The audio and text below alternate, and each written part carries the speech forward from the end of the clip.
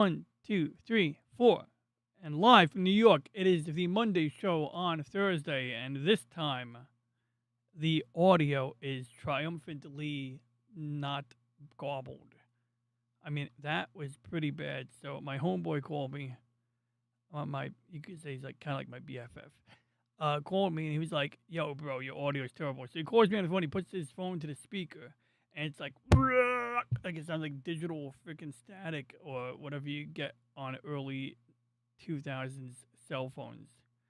And I'm like, "Yo, bro, I could barely hear you." Turns out he's playing back my own audio back to me. But anyway, we're ready to play Action 52. I'm excited because like last times I played Action 52 on stream, I thought that well, I literally thought that it was like I thought the B button wasn't working. So I'm sitting here, I got a little bit decision to make. Do I want Reggie's voice to come out on my speakers? Or do I want Reggie's voice to come out on my headphones? I think I'll let him come out on my speakers. Him and Rocky. If Rocky speaks, he might not speak, but if Rocky speaks, he will come out of my speakers. And then as for my headphones, well, I guess that's virtual audio cable C. We don't have a virtual audio cable C. I'm gonna have to set that up today. We're gonna make a virtual audio cable C come out of my headphones.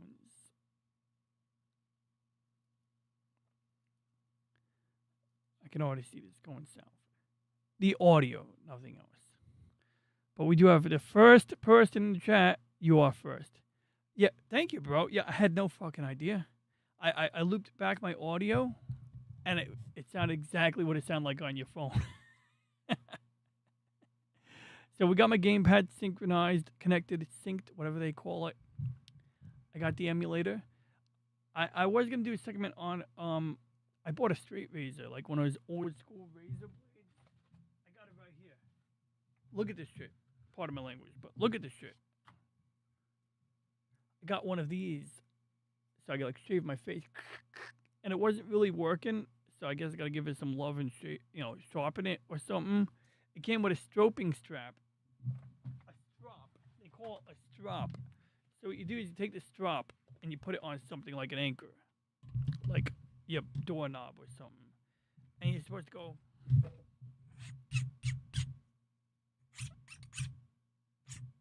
Something like that. And I'm sure that doesn't sound good on the microphone. I apologize. So there's the strap on. It's got a piece of denim on it because you use an old piece of denim.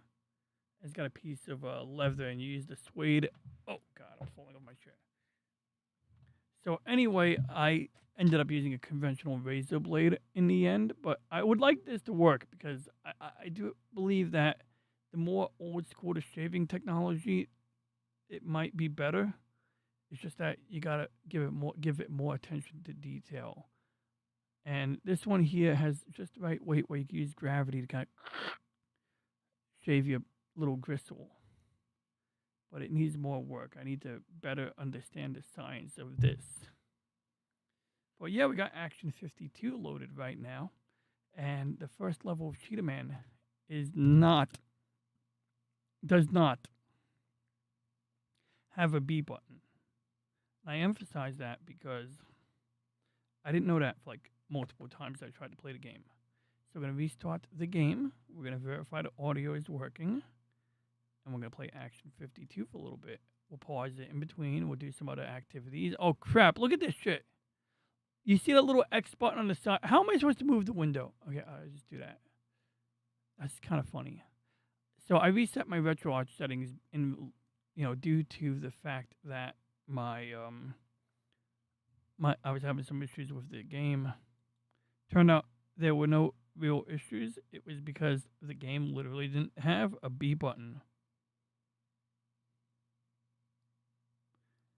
in the first level of Cheetah Man. So this time we should be in pretty good shape. We always got a test reel out of a new movie. We'll show that a little bit later on. But we got Action 52 in RetroArch. I'm resizing the window so that it fits my screen. Or fits your screen, actually. Because I'm so considerate. So let's roll. Oh, crap. Load content. I guess we'll reload the game. Action 52. So let's see if the audio works. Oh, come on. Really? It's going to do that again? It's really going to do that? You got to be kidding me. Look at that little white window on the side. No.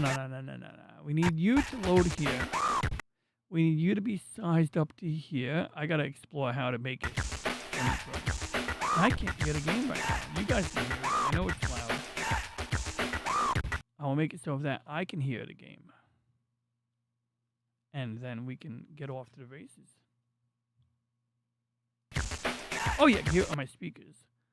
Well, we want virtual audio cable B to be on my headphones. Oh wait, is that? Oh, that's what I did. Okay, I'm gonna fix that right now. That's easy. We gotta go to settings, audio, output. We gotta set it virtual cable C because I recently installed a new driver. It's gonna be a lot of fun when I set this up on Linux because I am gonna set this up on Linux. I'm gonna set up the exact same setup I have on my desk, my Windows PC to work on Linux. Oh yeah, you got the audio. Oh, you don't have the audio, do you? Okay, we're gonna fix that for you guys. I'm sorry.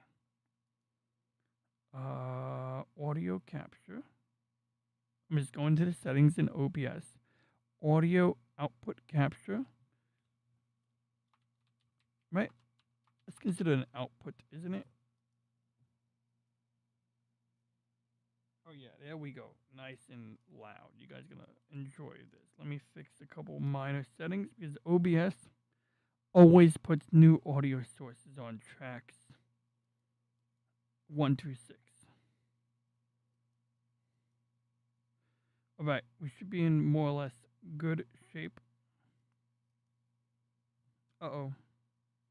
It's automatically scroll. Oh crap, it's scrolling down on its own. That's not good. Cable C, track 1, track 6. Alright. We should be good.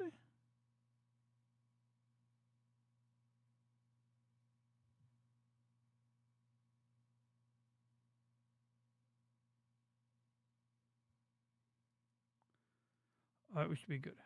Hey, what's up, Al? Good to see you. Guess what? I'm going to finally play Action 52. And this time I'm not going to go try to fix my settings. As you know, multiple times I've tried to fix my settings to play Action 52. Only to find out there is no B button at the beginning of Cheetah Man.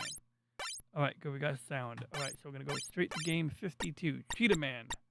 I've been dying to play this on stream for a long time, guys. Like, you have no idea. Or maybe you do have an idea. But I am excited to play this. Also, see my hair? See how it's kind of messy? It's pretty good, right? Because I kind of coiffed it up and did some work on it. I got a haircut 1 p.m. on Saturday, which is important and critical because I didn't have a haircut for Saturday. I don't know what I would do next week. It's trying to get really, really more difficult to get my hair into shape. So this is game 52 in Action 52, known as Cheetah Man. And as a matter of fact, Elle interviewed the man from the game himself. Well, she didn't really interview the cheetah himself, but she is the cheetah avatar. It was a cool stream. In fact, the guy on the stream was like, yo, this is one of the more pleasant interviews I've ever done on this game. And when you do a Google or, a search in the browser for streams about this, you'll see why. Like, so here's the stream. Let me get my top monitor up. Yo, we're going in. We're playing Cheetah Man for realsies tonight. I can't wait. I'm excited. I mean, I could wait, but I'm excited either way. So where the heck did I put it? I lost the stream. I had the picture of Cheetah Man right up on my screen just now. Yo, that stream was like weeks ago, wasn't it? I mean, I know you do 5 streams a week, so I guess that's why it was so far in the timeline.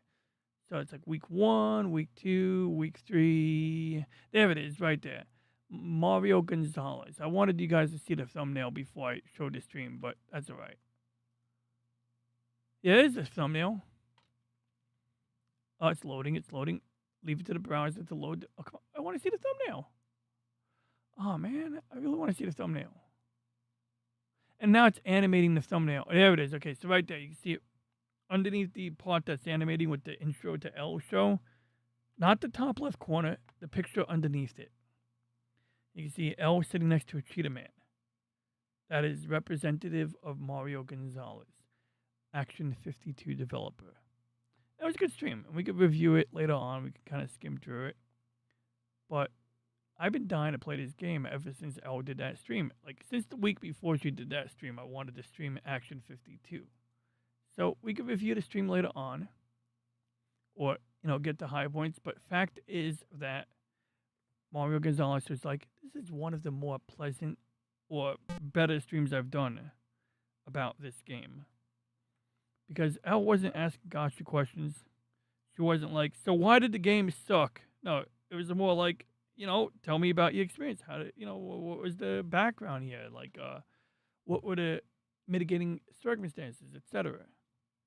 And honestly, I was entertained by Cheetah Man. So we're going to roll into it right now. So we're going to hit start. We're going to play Cheetah Man. Hey, why is my audio low? We're going to increase it. Testing. 1, 2, 1, 2, 1, 2, 1, 2, 1, 2. Sorry. Testing. Oh, wow. Too loud. Testing. 1, 2, 1, 2. Testing. 1, 2, 1. Mississippi 2. Uh-oh. Testing. 1, 2, 1. Oh, crap. It's too loud. Testing. 1. Testing. All right, good. Uh-oh. It said my controller disconnected and reconnected it. That usually is a red flag with Retro Arch. Oh, crap. The audio is still too low. Well, let's just play the game. Uh-oh, I paused it. Oh, no, I can't jump again. But this time I know that you're not supposed to. Oh, shit. And if I hold down... Yeah, there we go. I got Turbo 2 now. Hey, what's up, Lady Mist? Oh, crap. I just walked into an enemy. I should really restart the game right now because I'm already heavily damaged. So I got Turbo on A enabled because I can do this. See? Hold down the A button.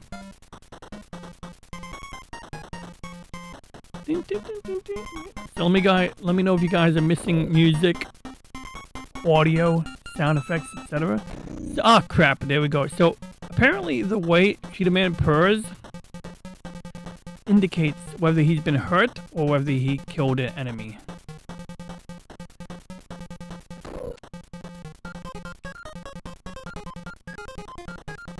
Now, you notice that you don't move orthogonally.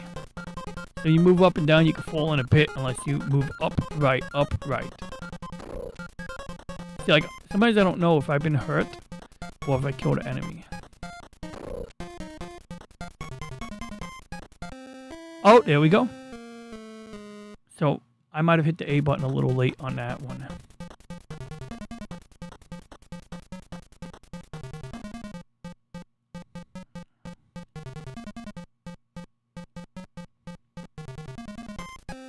Oh crap, I fell in a hole.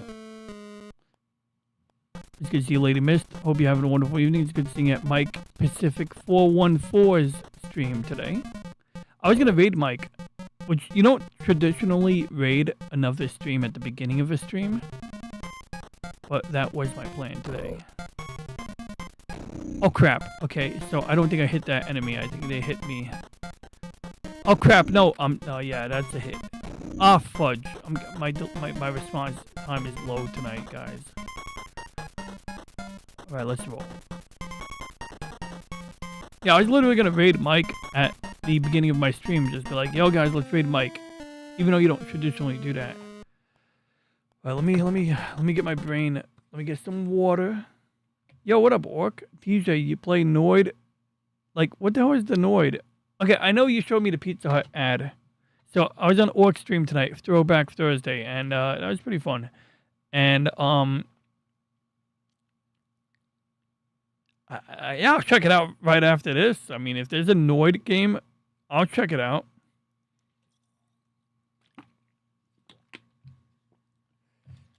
Hey, did I leave my glass of...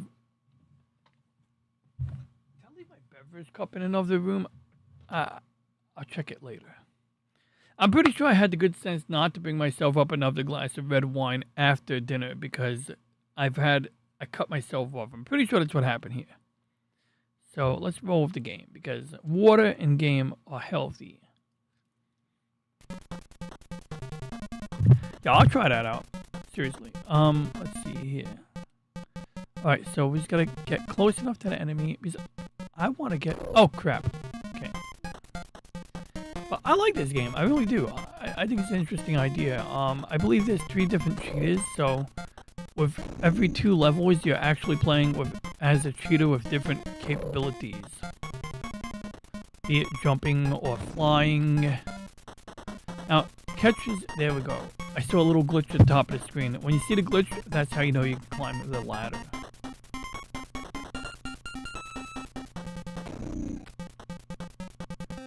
Oh, son of a bitch. Yeah, Capcom made this game for Nintendo. Oh, okay.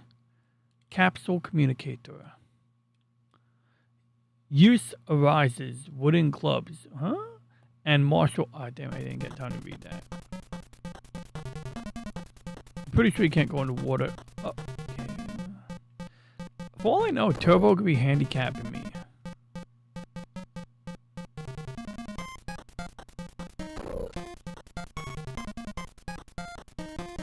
See that? How close you can be to enemy and not hit it?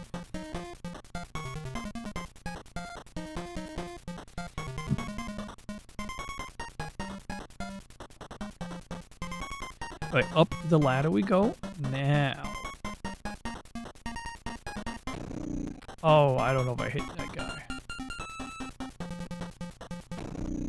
Oh boy, that guy hit me. Oh, son of a... I'm doing terribly tonight. That's alright. We're gonna have fun with it anyway. I think I should go for the more cautious route, considering... Oh boy.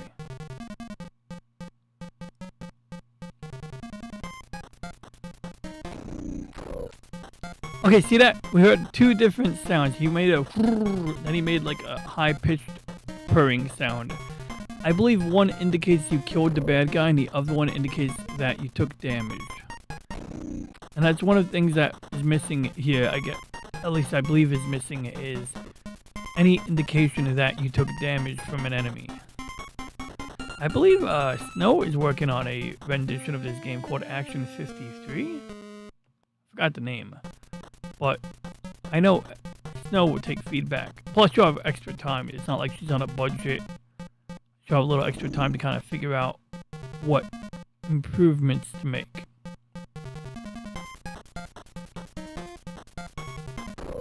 Oh, there we go. That's a hit. A good hit. Like, I hit the guy. He didn't hit me. The bat. Oh, crap. He hit me. Let's get out of here. Ah, fudge muffins.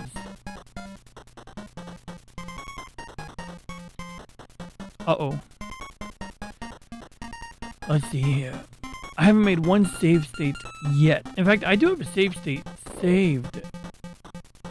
I could load a save state right now. Just oh crap.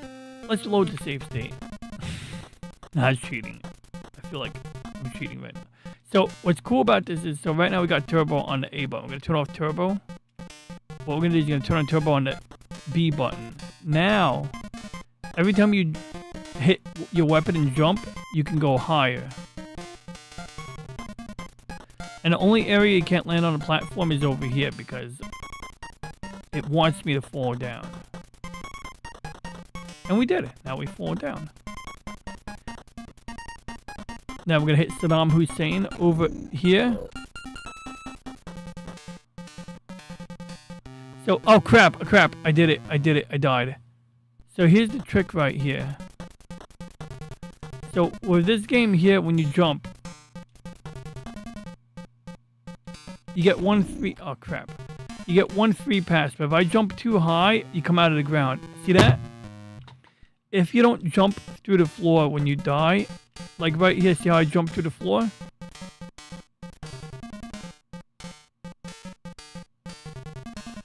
Yeah, so that's the thing. So I thought I could do this in the first level.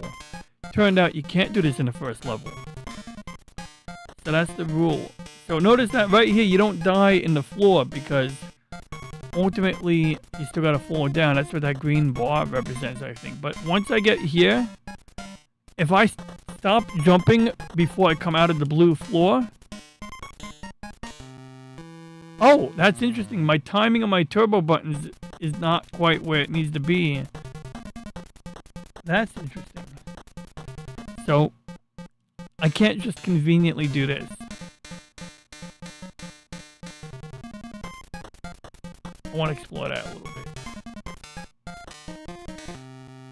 See, the timing is off. That's interesting. All right, let's fix that. Oh, that is interesting. Oh, man. All right, so you got to go like retro pad binds or some BS like that.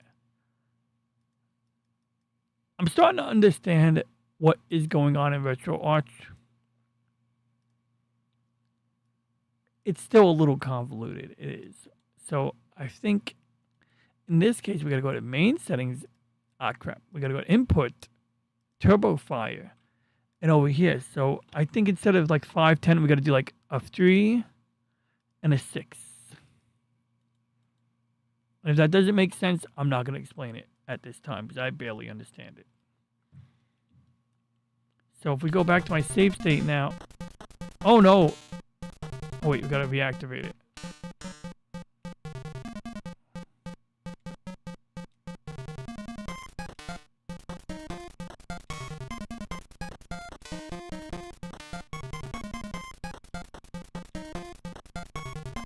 Oh, I broke the turbo. I broke the turbo. Oh crap, I created a new save state. That's terrible. Alright, we're not going to touch any more settings after this. So we'll set this up back to a 4.8 maybe?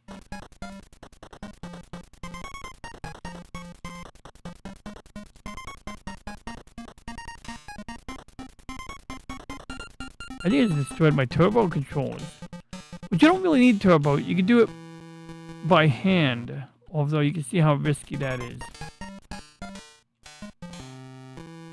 Okay, that's interesting. The timing is not quite what I need it to be to do that trick, huh? Oh, wow. That's not working anymore. Alright, I guess we can't count on that magic trick. So what this teaches me is don't jump any higher than the ceiling. So you can fly, but if you jump higher than your ceiling, that happens. That was exciting, yo. I got this feature working on my NES Advantage. I'm kind of half tempted to just go on the NES Advantage right now. I have it right here. I have it right here. We can do this. We can, just literally straight up use this input. Turn on our turbos and control the rate of turbo as we see fit. But is it plugged in? No. I'd have to lean over, plug it in. We have this. It's working right now. It's a nice, proper NES controller. So I think we'll continue to roll with that.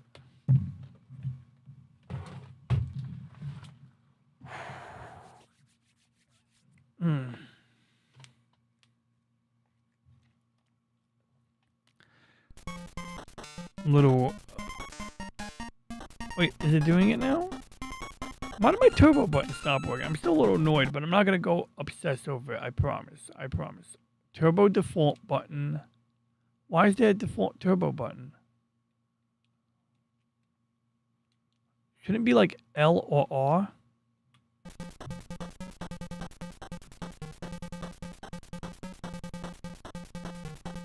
Yeah, it's alright. We broke the turbo. It's fine.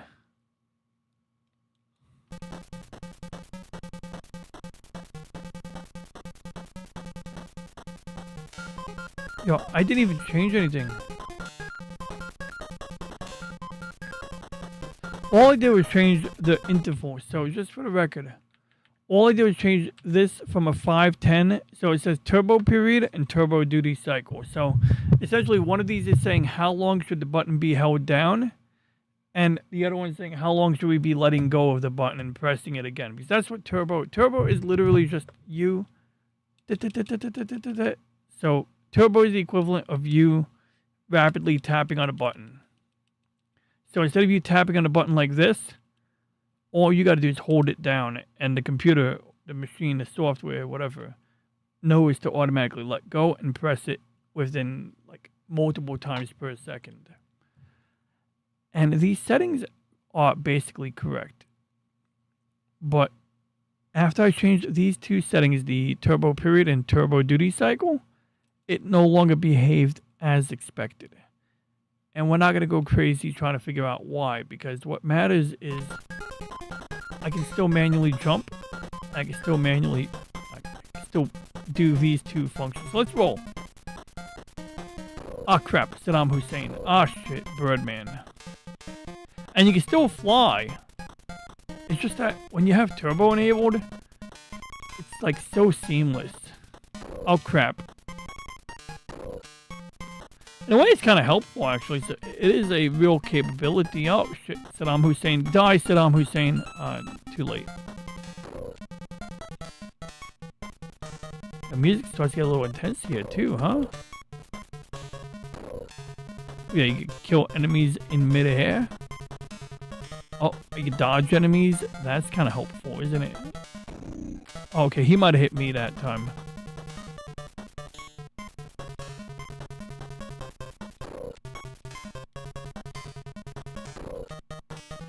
And if you miss the platform, you can jump from underneath it. So that's kind of knuckle. He hit me. Pretty sure when you hit a... Oh crap, I hit the fast forward. But how did I do that just now? Oh my god, the audio's on low?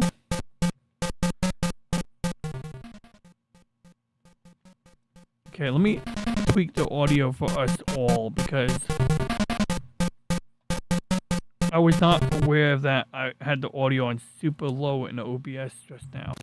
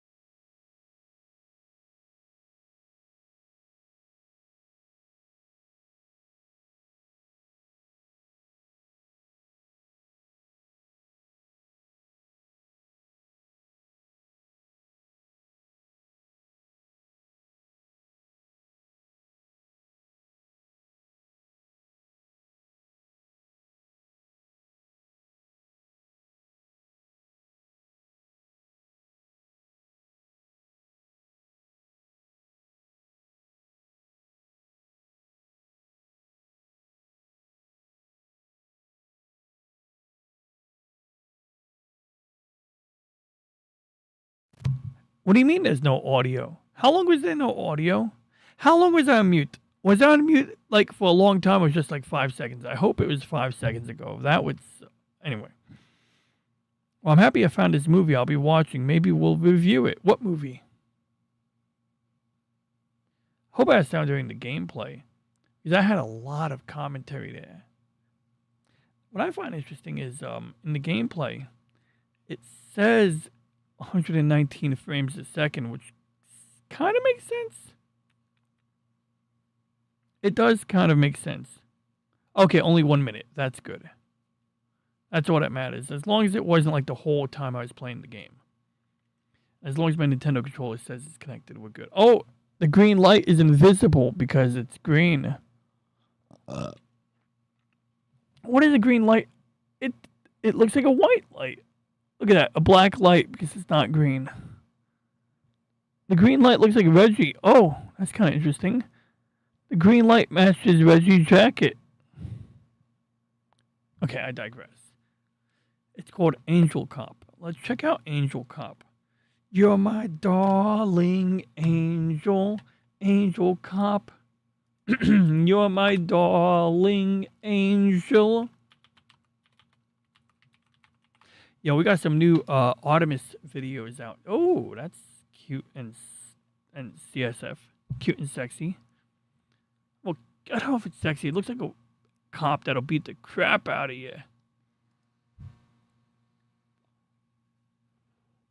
Oh, it's on Amazon Prime? Oh, it really is on Amazon Prime. Look at this. It's adult. Oh, I'll show anything I want. It's the Monday show on Thursday. We do whatever we want here, bro. It's okay. I can't show it anyway. You know why I can't show it? The minute you play a video on Amazon Prime, copy protection kicks in. Oh, it's working. Digital media rights. Well, I tell you, they call it digital media rights, but it's not blocking the video. I'm playing this. I don't give a fuck. Pardon my language. I appreciate the heads up, Walk. I do appreciate you preserving my channel's safety and family friendliness. We're going in. Oh, but we can't go in. We need the audio. We're gonna need desktop audio, guys.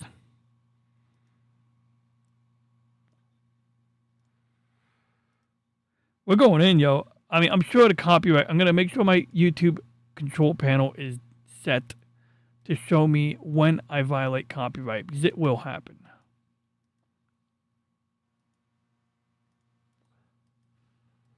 All right, we're gonna see. We're gonna explore something new, guys. Let's roll. Yo, I love it. Looks like the 90s anime already. Love me some 90s anime.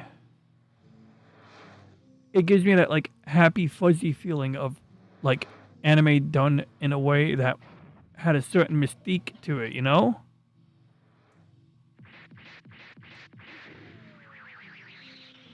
Well, look at that. Why did missiles come out of an engine block just now? What the hell is going on? How long can I play this before the copyright thing detects that I'm playing it? We're going to find out. Let's roll. I'm going to go back to Action 52 in a minute. I'm going to save my progress. I'm going to go save state, press 2. There we go. Save state, done. All right.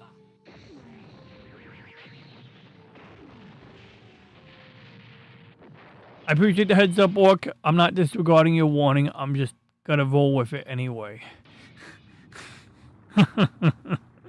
Oh, America. Wait. There was the wrong amount of stars on that flag.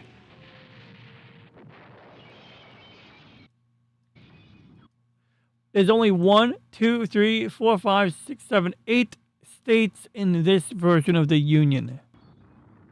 Correct number of stripes, however. I think like, what, 6 and 7? 6, 7? Oh my god, don't tell me the American flag is 6, 7. 1, 2, 3, 4. Oh, it's 5 and 1, 2, 3, 4. I think these are the wrong stripes. Now I gotta look at the American flag and see. Right, American flag has 1, 2, 3, 4, 5, and then 1, 2, 3, 4, 5, 6. This one has 1, 2, 3, 4. So it's got 4 and 5 stripes instead of 6 and 7 stripes, I believe, right? 1, 2, 3, 4, 5, 6, 7. Yeah. So 1, 2, 3. So it's got 6 red and 4 white instead of the 6 white and 7 red stripes. So this is not a American flag. Obviously, this is not an American flag. But jokes aside, the cool thing about the American flag is iconographically, you can make clothing, you could do all manner of things with these stripes, and people would recognize it as an American flag, even if the stripe count wasn't quite right.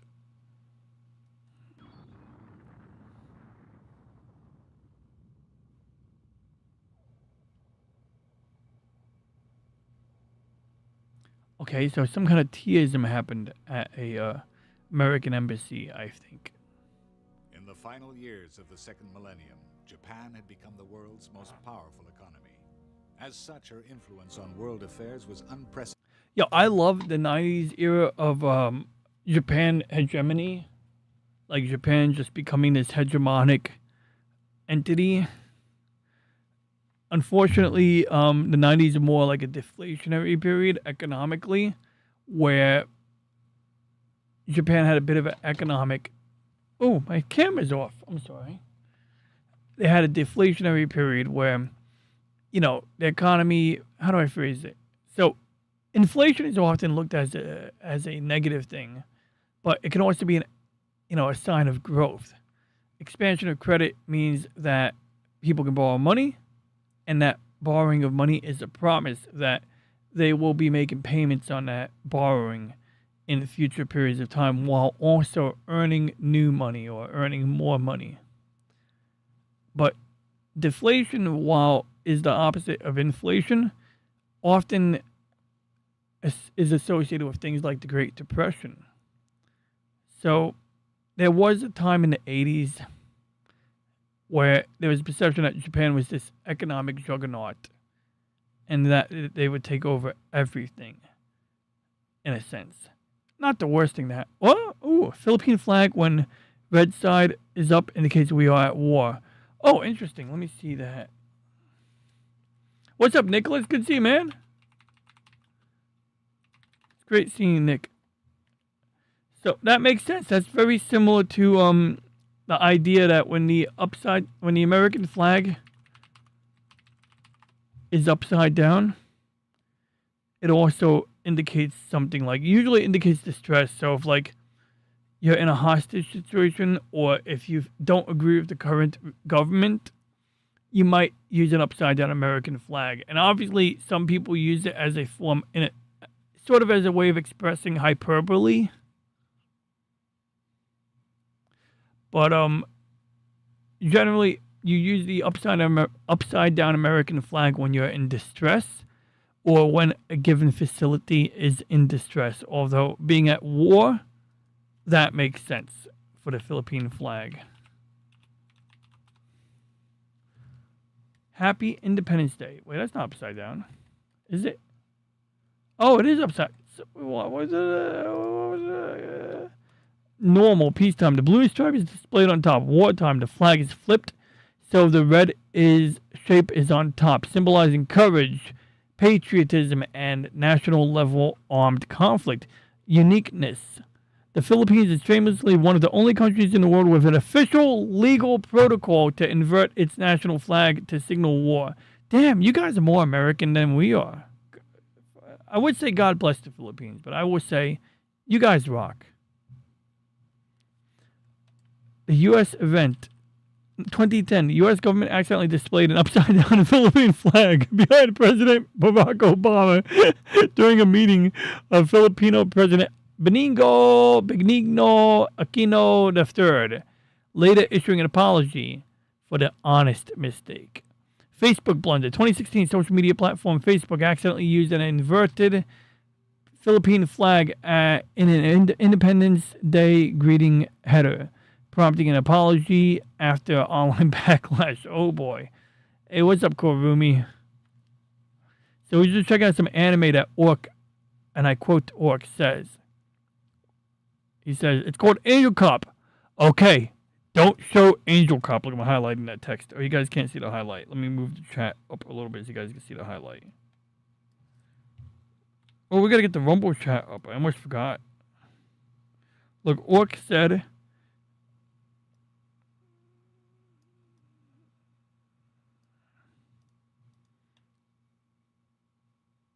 Right there, he says, okay, don't show Angel Cop. So I decide I'm going to YOLO this and show Angel Cop. Honestly, I'm surprised that YouTube Studio hasn't flagged it as copyright. You know, YouTube Studio didn't go, oh, this is copyrighted material. You can't show this. So I figure let's keep playing it until we see what happens. Can we please give Philippines 50? Yeah, I know, right? Well, I don't know. Honestly, I don't know if that's a favor. So I researched this because it's like, it would be fucking cool to have the Philippines as a 51st state. But I don't know if I want to subject my friends in the Philippines to being, you know, subject to IRS. I don't know if I want you guys being subjected to the, you know, paying taxes through the Internal Revenue Services, you know? Service, not service, just one service.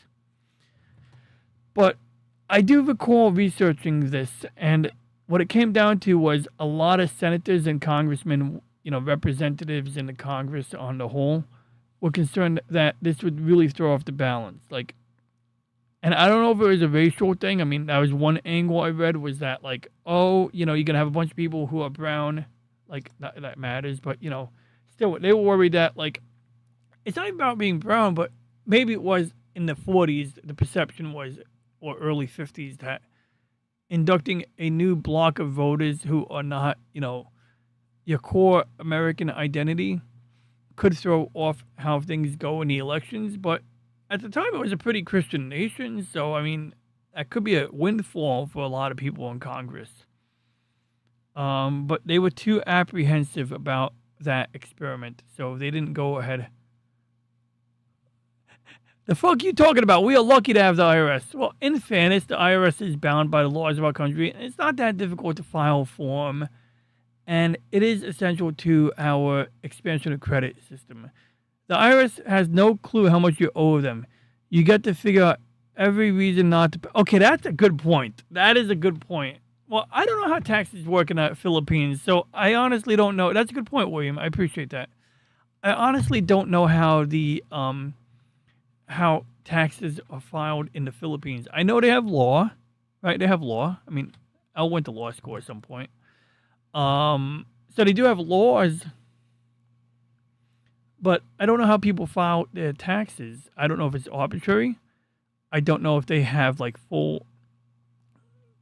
the full ability to review your records, so to speak. But that's a fair point, because with the IRS, one of the beautiful things about the IRS, like, they recently talked about how they want to eliminate the requirement for waiters and waitresses to pay taxes on their tips. And arguably, that's kind of unnecessary. Because, like, if you're getting a cash tip, you don't really have to declare. It's just commonly understood that if you're getting a cash tip, it's up to you if you want to report it. Now, obviously, your accountant would tell you, you got to report every fucking thing. But you know damn well it's the fucking accountants that have all the workarounds for all of that crap. So, I mean, your mileage may vary. But still, I mean, I don't even know where to begin. But that said, yeah, so beyond that, I do recall somebody telling me that it would have been preferred if the Philippines remained an American territory. And I'd say I generally agree with that. I like the idea. That said, we did kind of, I would call it, I don't know if I call it a dereliction of duty, but if you have a territory, you got to own it. And if you fail to protect it from the Japanese invasion during World War II or during the early stages of World War II, are you doing your fucking job? I mean, General Wainwright, that guy, he got fucking... This guy was cool. I mean, was he cool in the conventional sense? No. But check out this guy. USS Missouri, General Wainwright.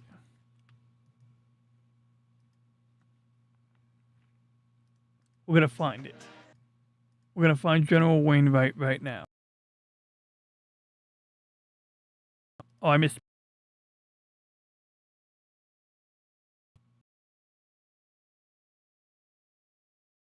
Wainwright. He is some chubby historian. That guy. Instrument of surrender, you know, that War II on the USS Missouri in the harbor near. He gave one of the pens.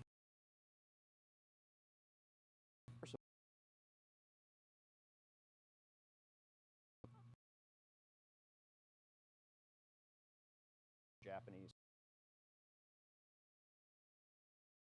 Be court. Who had to surrender Japanese when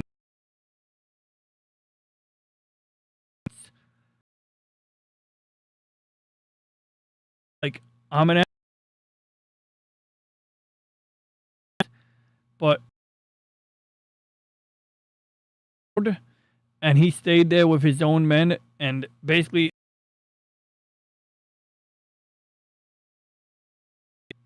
so I guess being two era imperial Japanese. In most places they just tell you how much taxes to pay. Here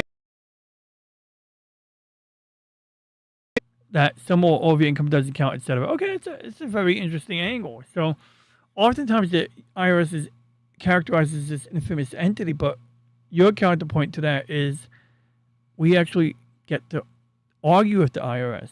And that's a fair point. Like, granted, they do audits, but ultimately, if you're earning a certain amount of income, and you have reasons to express why you shouldn't pay taxes. Like, for example, if you have a religious reason, you have a room that you populate with religious adornments or something like that. No, seriously, Jewish people have a room in Brooklyn. Like all Jewish people, but like the hardcore Jewish people have a room in their house where they put all their Jewish stuff. Oh God, it's racist. All their religious stuff, and you can write all of that shit off. Now, I don't know if a plasma TV or OLED TV counts as stuff you can write off, but potentially, yeah. Certainly, any desk that you put in the room with all of your religious stuff would be something you could write off. In most places, they just tell you how much taxes to pay. Here, you can argue why some / oh yeah, I read that already, but I agree. That's fair. Thank you. Hey, what's up, DJ Play Nice? I see you, man. Yo, now it's a good time to share out the stream. Put out to, I don't know why I punched my desk. I just felt like that required impact, so I punched my desk. And post a bump on your own YouTube channel in the community tab. Oh, I don't have a community tab. I have a posts tab. I used to have a community tab. Then YouTube took away the community tab. And now they're like, hey, man, would you like to activate the community tab? I'm like, I had one. You took it away. I guess I can activate it again, but why would I? I have a post tab. But yeah, so bottom line, this is Wainwright. Cool dude. Well, I don't know if he's cool. Once again, like, I don't want to say he's not cool. It's just that I don't want to over characterize him as cool when he might have just been like some old guy. Yes. Damn it. Recording this event as well. Let's get a picture of the guy. We were again concerned that I keep misspelling the poor guy's name. There we go. Look at this. This is a picture of him in his prime, kind of healthy looking, right? And this is him after the surrender. Look at that. Lost a lot of weight. And McCarthy's just like, no, you're not getting fired. No, I'm not going to court-martial you. You did your duty. You hung out in captivity for like 4 years. You could have any fucking job you want. And I think he was put in charge of some like, I think he was put in charge of some like base in Texas. He just wanted to be like in charge of a brigade or some shit like that. There's an Anthony Hopkins movie about MacArthur where it pretty accurately, covers all of that. So back on topic, let's check out this anime Orc was telling us about, huh? However, all was not well in the land of the rising sun. Her position on the world stage had made her a prime target for terrorism. By attacking Japan's political and I gotta get the financial YouTube stream status a up, make terrorist sure I don't organization could violate quite any realistically rules. hope to destabilize the world economy and its political leadership. The infrastructure of the great Western powers would fall like a line of dominoes once Japan had collapsed.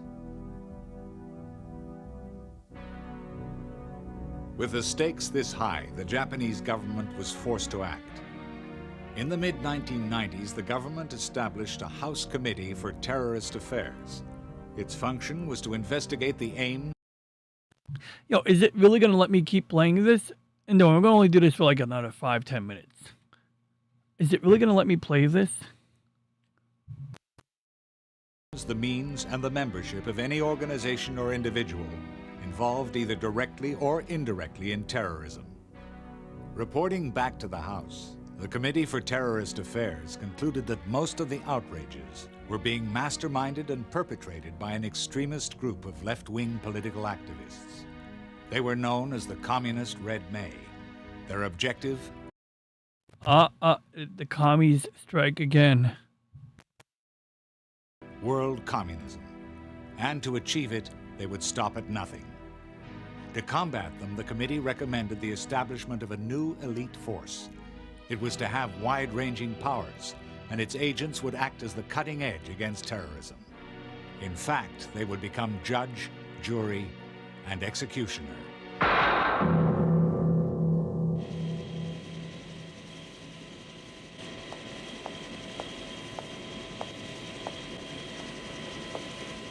Mr. Taki. Yeah?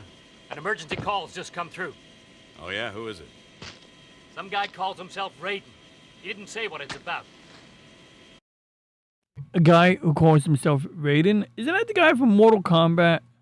Gotta look up a picture of Raiden real quick.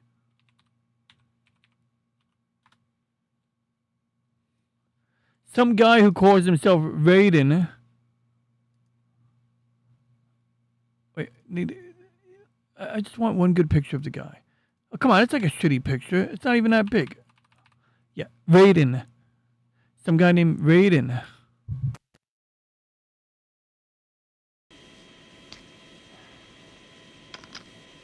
I'll take it. So, tell me your news. Well, we found the car that was used to launch last night's missile attack on the American embassy. It's parked 4 kilometers away on the shoulder of the Pacific Freeway. A Porsche 911. It's licensed to a Toshihiro Tahara. Yeah, well, the guy's out of the country. No, I don't think he had anything to do with it. The car was stolen from the airport after he left. Well, I'll tell you what is interesting, and that's the time the terrorists chose. Hey, that's interesting. YouTube issued a new warning. It says we detected a stream belonging to someone else. So we might have to cycle this one out here, unfortunately. Looks like I can't play this one any longer. We'll get back to Action 52 in a moment. Let me play a new movie for you guys. Let me get a movie organized while I get my stuff organized here.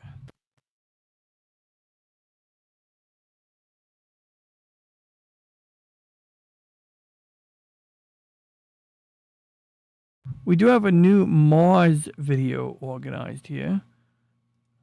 Where did I put it? Let me find that real quick. It's going to be my Cosmographics folder. So we can't play any more of this. And what's interesting is the system that notifies me that I'm playing copyrighted material has changed since last time I used it. So we're going to have to worry about that later. But here's the Mars video. This is a Mars sunrise from a ship.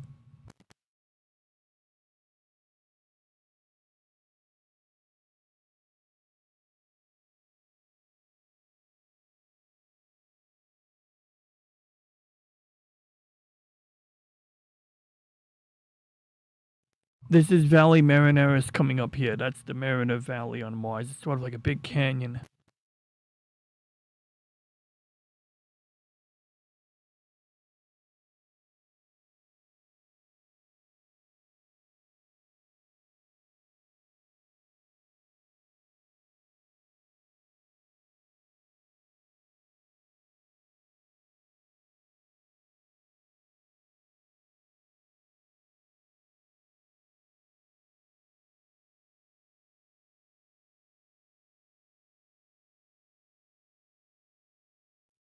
So we're coming up on the Valley Marineris any second now. This is actually just a big area that precedes the canyon if you're coming from the western side of Mars and moving east.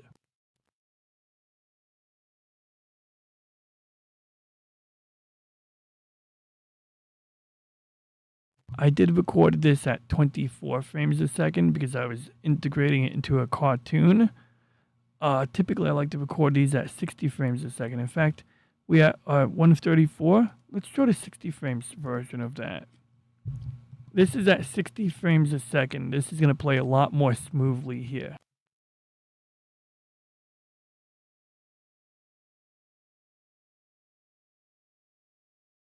Look at the way the planet. Look at the way the planet is rolling forward. That is smooth at 60 frames a second. Look at that canyon detail.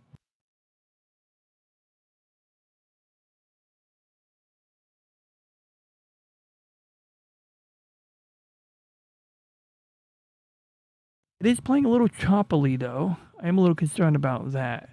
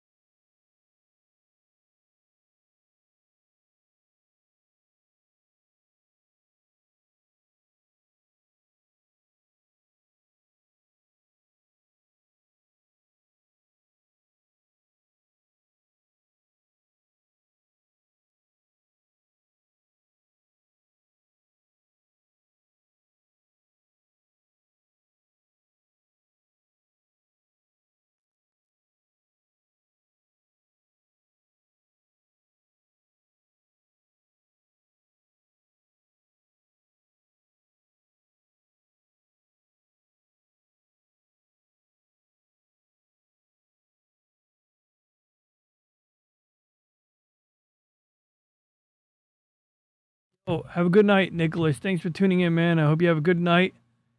And, you know, hope you just have a good night. If you see Logan, tell Logan I said hi. If you tune in to Logan, if you're going to bed, have a good night and sleep well.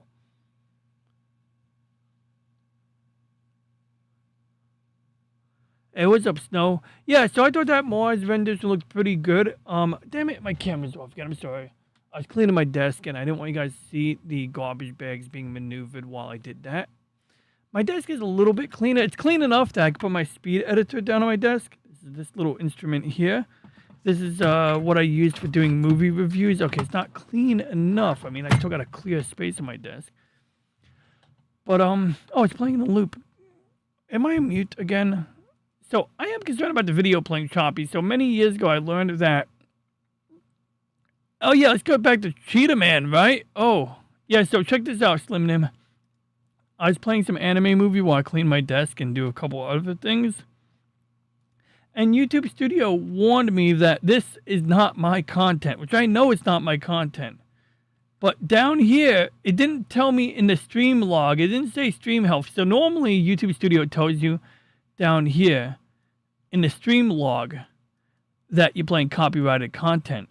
This time it just told me up here and it did not add it to the log, which pisses me off because it's like, this is not how this normally works.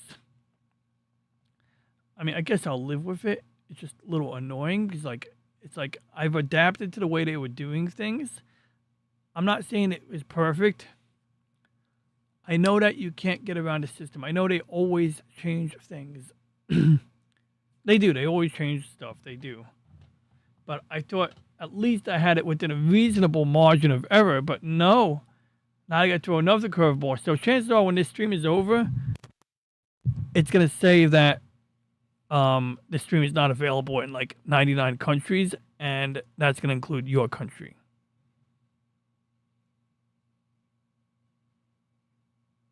So I'll probably have to like make a clip and upload it. But let's play Cheetah Man. Cheetah Man. I'm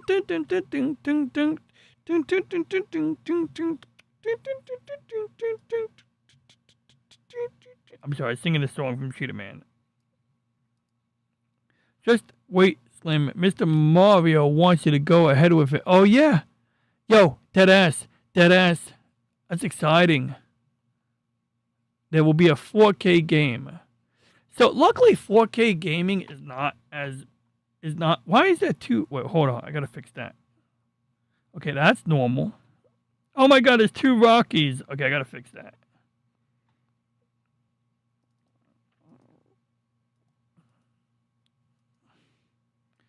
Yo, Mario Gonzalez is a cool dude.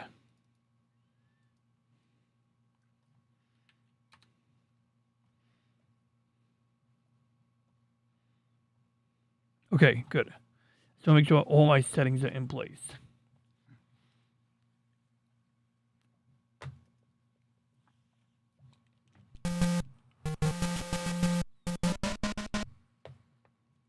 Now, I gotta remember to mute desktop audio. Eep, they multiply.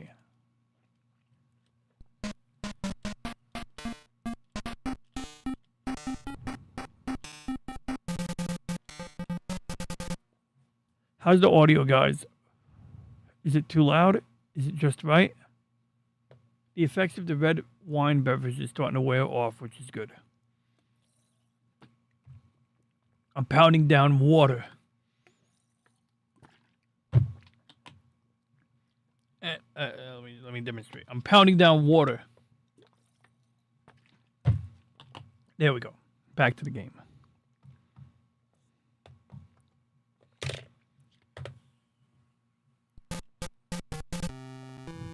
Son of a.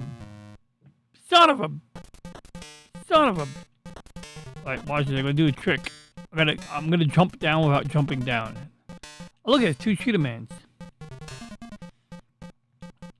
I wish I knew why my turbo button suddenly stopped working. That turbo button is my go-to move. Honestly, I don't need a turbo button though. Look at that, you can jump and hit enemies at the same time. How cool is that? Oh crap, I missed Saddam Hussein. even know this. That's one question I would have asked Mario Gonzalez if I knew to ask him. Is that Saddam Hussein? Okay, I got hit there.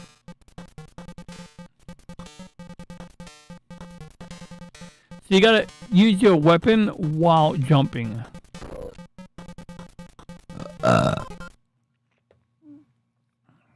Sonofa Biscuit Eater.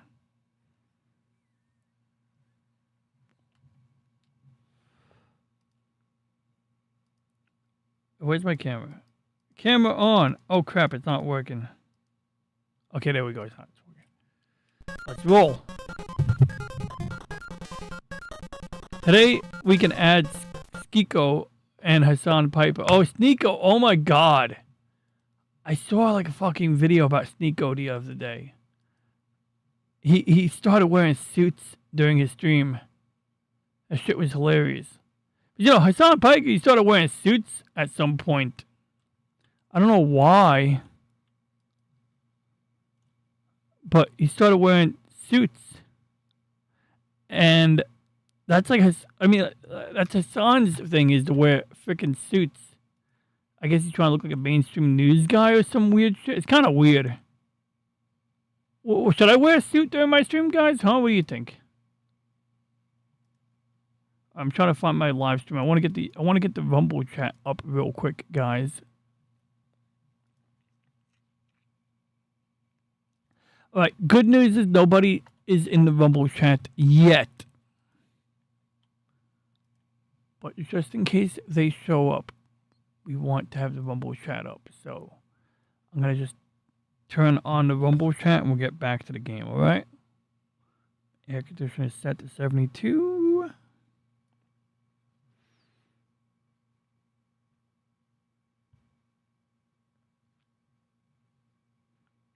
I'm looking for the Rumble chat right now, guys. Oh.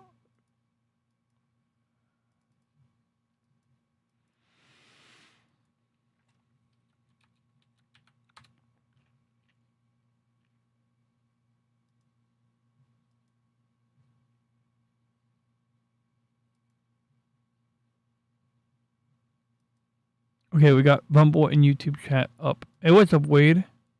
I am good. What are you doing Thursday night? Today is Thursday night. What are you talking about? Today is literally Thursday night. How can I join you on Thursday? I am. Are you doing like a group routine or something, huh?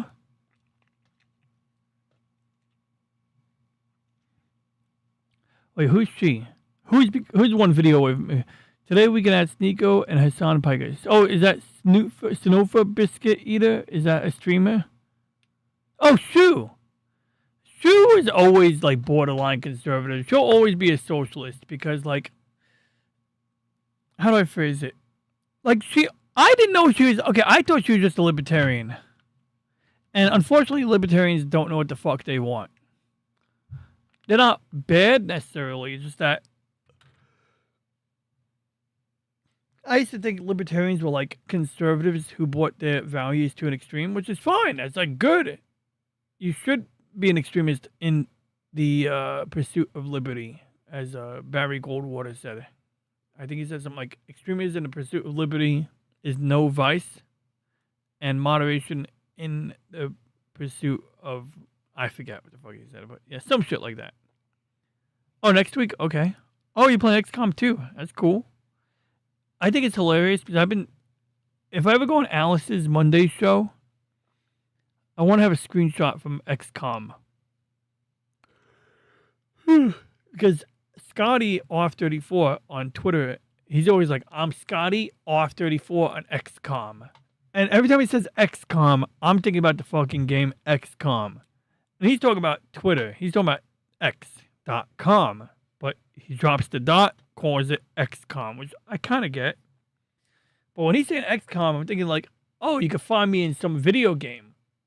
You can find me on XCOM as Scotty after R34. I didn't know that XCOM was an online game. I just thought it was some old single player game. And it is an old single player game. But a good game, all the same. She's barely a socialist / modern Democrat libertarian mid-walker. Mid-walker. Now and no longer a Bernie bro, thank God. Okay, that's true. She's not a Bernie bro anymore. And look, I get it. When Bernie was in vogue, I saw him as like the Ron Paul of the Democrats, if that makes any sense. He's still a jerk off. He's still a fucking asshole. Well, he's not an asshole. I'm sorry, that's not nice. He's an idiot. Or, now he is an asshole because, I'm sorry, like, you gotta be a lying sack of shit to champion socialism and be like, I hate to quote Tim Pool, I really do. But I remember Tim Pool would say, Bernie would always bitch about the millionaires and the billionaires. And then once he became a millionaire, it was more like the billionaires. You know, because that's like generally like the socialist sentiment is that why would anyone need all that money? None of your fucking business, that's why. But also there are more valid reasons. I mean, what reason would you have to work, unpaid weekends to build a business if you didn't have the incentive of hoping to become someone wealthy enough to not have to work that hard in the future? That's how you create a business that employs lots of people. But oftentimes, people who are envious of those who worked harder and earned more money will bitch. And I get it. Look, I get the whole generational wealth thing. Like, when you're young, in your early 20s, trying to find a job that pays you decently, better than retail, and wealthy people, or people who are connected to people who are already on the inside of some big organization, easily able to get a job that pays good money because they know somebody who knows someone. I empathize with anyone who has an issue with that. I do.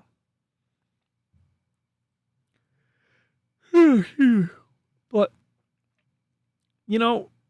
just do your thing. Earn money. Fix the ills of society without trying to steal money from other people. He and Elizabeth Warren should have to change the devil's cum sock for eternity.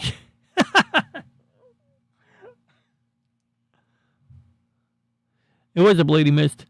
I mean, I know I said what's up to you, but good to see you again. And yeah, probably could come to next Thursday. I think I'll go visit William and his wife on next Friday. Possibly tomorrow, but definitely next Friday. Also, I need to study for an exam. And I think William is the one who would actually be able to, distill the knowledge that I need in order to succeed. Let's get to finishing the first. No, we're on the second level of Cheetah Man. Let's finish the second level of Cheetah Man.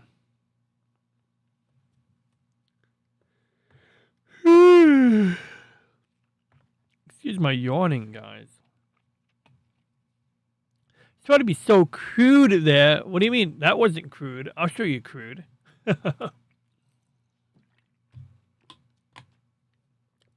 I'll read it again. He and what's his name? Bernie Sanders and Elizabeth Warren should have to change the devil's cum sock for eternity. I always picture the devil as this like guy covered in horns, but a little more monstrous. Living in an environment full of lava. So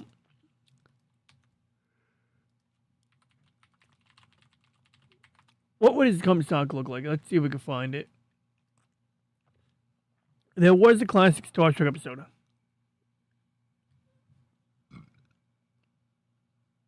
Where you see the devil. And it's none of these pictures.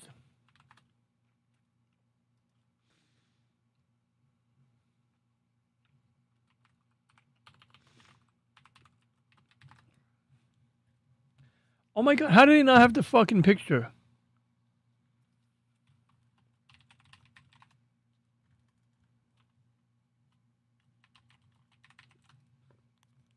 Okay, we're getting warmer here. Found it. That right there. So in the TOS episode the Omega Glory, and this is a terribly low-res picture. They have this picture of the devil, and it looks like fucking Spock.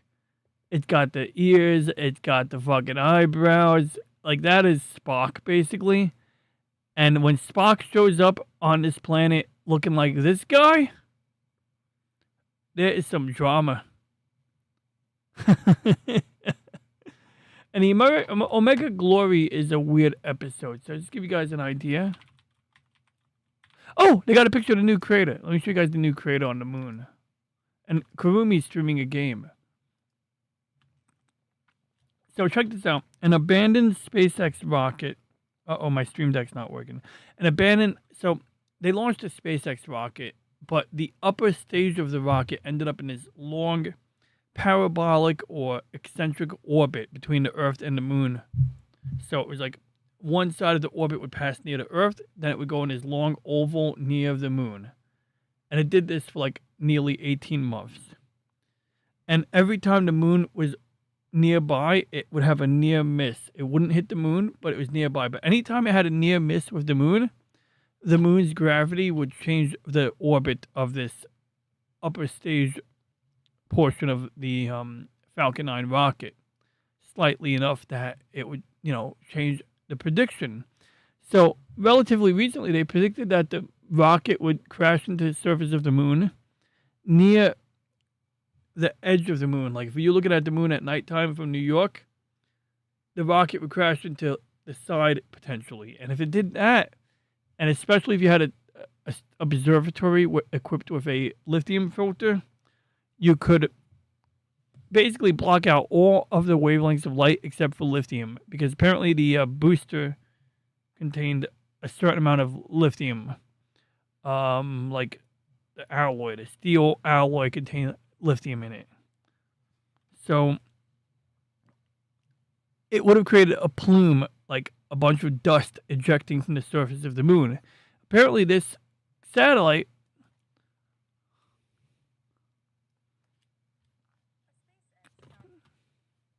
let me get the audio for you guys. Audio on. 9 rocket booster that launched from Florida struck the surface of the moon early Wednesday, creating a new crater after spending more than a year drifting through space. NASA said the upper stage rocket impacted the moon around 2:35 a.m. Eastern at roughly 5,400 miles per hour, striking near the Einstein and Bell craters. The agency said the crash was not expected to pose any danger to Earth, but it was expected to leave a crater about 60 feet wide and 12 feet deep, sending dust and rock flying outward. The Falcon 9 launched January 15, 2025, carrying 2 commercial lunar landers.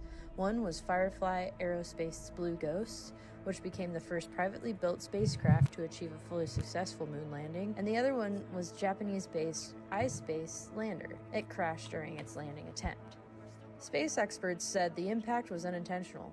Instead of being sent into orbit around the sun after completing its mission, the rocket's upper stage was left on a trajectory that eventually intersected with the moon.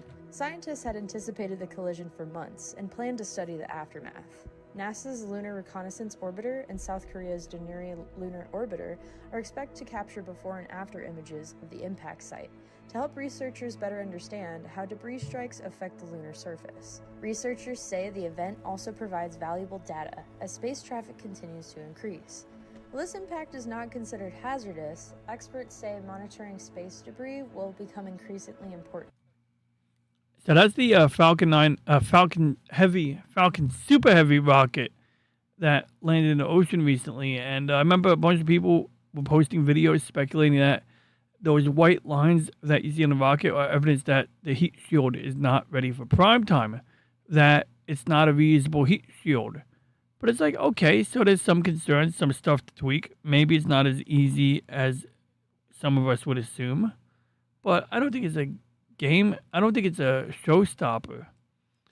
As I understand it, they use the taco wrap. So the taco wrap, or whatever, crunch wrap, is where they take these hexagonal tiles and they put ceramic fiber fabric behind the tile, and it folds over the side. So basically, there's little gaps between the tiles, and in between those gaps, along the sides of the hexagon is a ceramic fiber fabric. And yeah, apparently you can make fabric out of ceramic. I have a Zippo hand warmer here somewhere.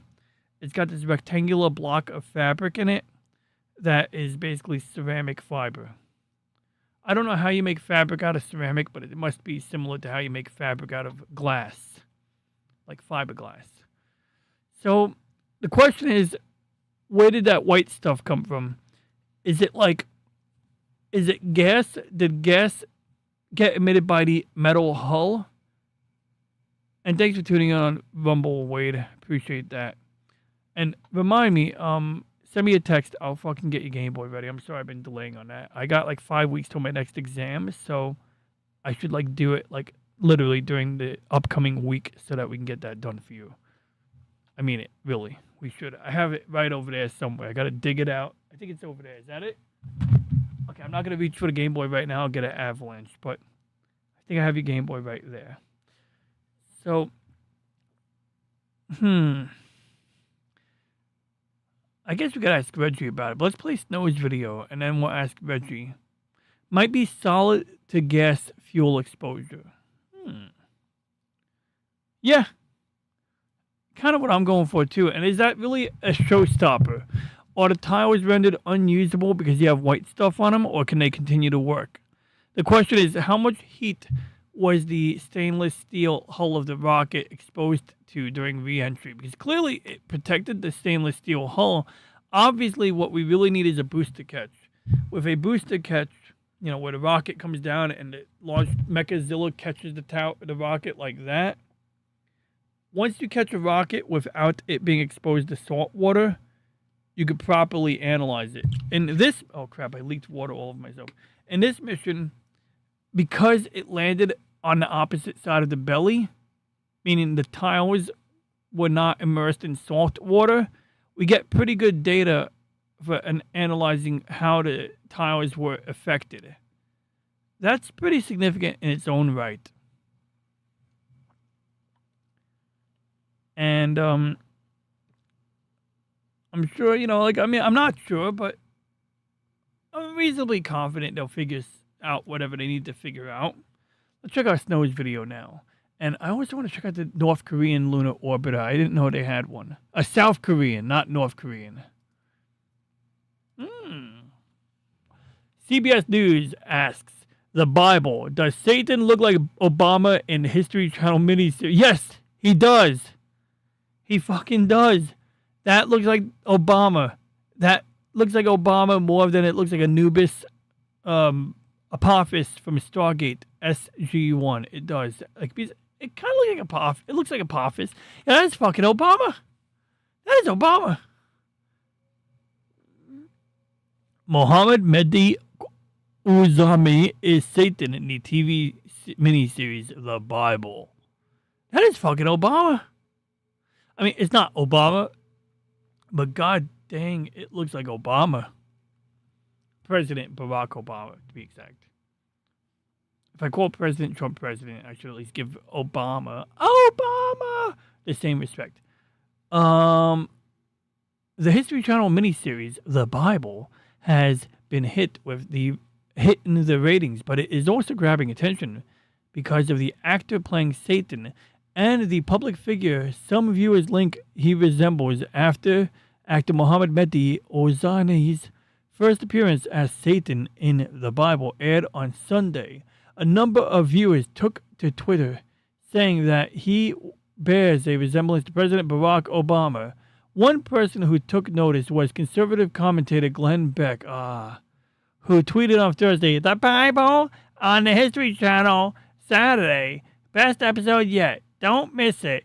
Does Satan look exactly like Obama? Yes. Y-E-S. Sorry, I don't know why I was doing... I do know why. I was just having fun with doing Glenn Beck's voice. Glenn Beck. Best episode yet this Sunday. I'm sorry, guys. I don't know why I'm doing a Glenn Beck impersonation like that. Thank you, Wade. I got you. I'll check my phone in a second. Yo, I got 181 texts from someone on my fucking phone. Can you believe that? 181. Who the fuck sends 181 texts? I don't even want my fucking money back at this point. Keep my fucking money. I'll never loan that motherfucker money ever again. Pardon my language. I'm sorry, guys. I'm a little salty there.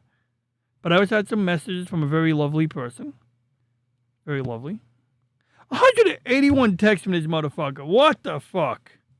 I didn't reply to his message. I replied to him 181 messages ago. And it's been like 30 hours. In 30 hours, this dude found a way to send 108. How do you send 181 messages to someone? How does that even happen? I'm sorry. This is off topic. But got you, Wade. Good. You're at the top. Yep. I see it. Thank you, Wade. I mean it. You rock. And I think a game. I mean, I'm in my underwear right now. So if I get up to check the box for the Game Boy, I have to switch to the top screen again.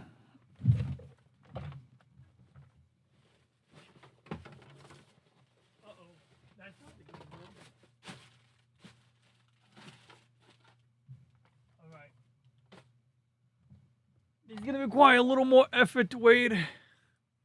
It wasn't in the box that I thought it was in. I know it's over here somewhere, but I might have to combine it with an expedition to clean my room while finding a Game Boy. But it's a worthy priority. I would love to ship that Game Boy to you at this point. Like, it's the Game Boy and the power adapter in the same box. Like, it's all in the same box. Yo, no, DJ Alas. Who's a DJ Halas? Also look at the pic I sent you. You sent me a pic? I didn't see a pic. I'll check the pic out, though. I will. Yeah, I didn't get a pic yet, Wade. Did you send it me on text messaging or something else? So I got 181 texts from someone. So you know what my plan is? Text Blaster app. What is Text Blaster app? My friend does, my non-friend, he's not a fucking friend anymore, pardon my language. Sorry for being loud. I don't think my friend is using Text Blaster. He's not very bright. He's not bright at all. He's street smart, but he's not bright. Okay, I didn't get the picture oddly enough. Maybe I'll reboot my phone. For you, Wade, I'll reboot my phone. Oh shit, my phone's 6% charged. Oh, I'm still in Discord? Let me exit Discord.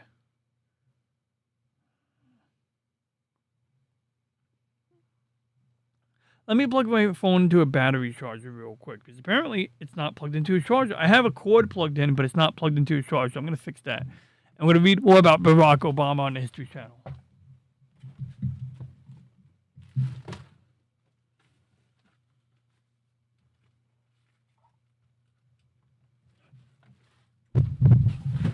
Okay, we're good now.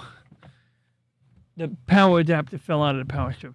Noah Bright? What about Noah Bright? You know I love me my UC Timeline Gundam L. Probably where you mentioned him. Trying to get under my skin here. Tell me about Noah Bright. Making me think I need to do my hair. Let's do a Noah Bright haircut. I'm dead ass. I'm gonna make my hair look like Noah Bright right now. You guys think I'm joking around. I'm not. We're gonna do it. We're gonna do this. We're gonna do this. We're gonna make me look like Noah Bright like yesterday. Yeah, there we go. Oh shit, I lost it. That was weird. I dragged and dropped the picture into... Oh crap. That's weird.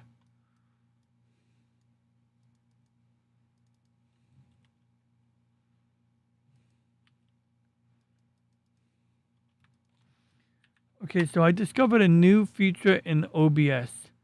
When you add an image to OBS, it acts like the image is available, then it disappears.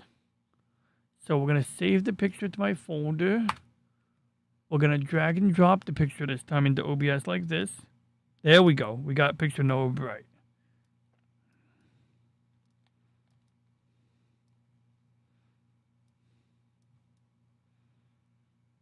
I'm getting a haircut this Saturday.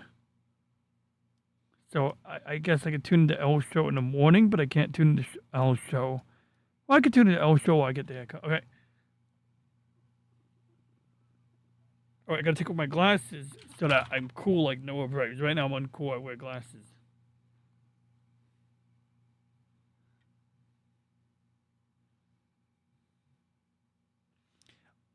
Hi, I'm Noah Bright. I signed the execution order for my son.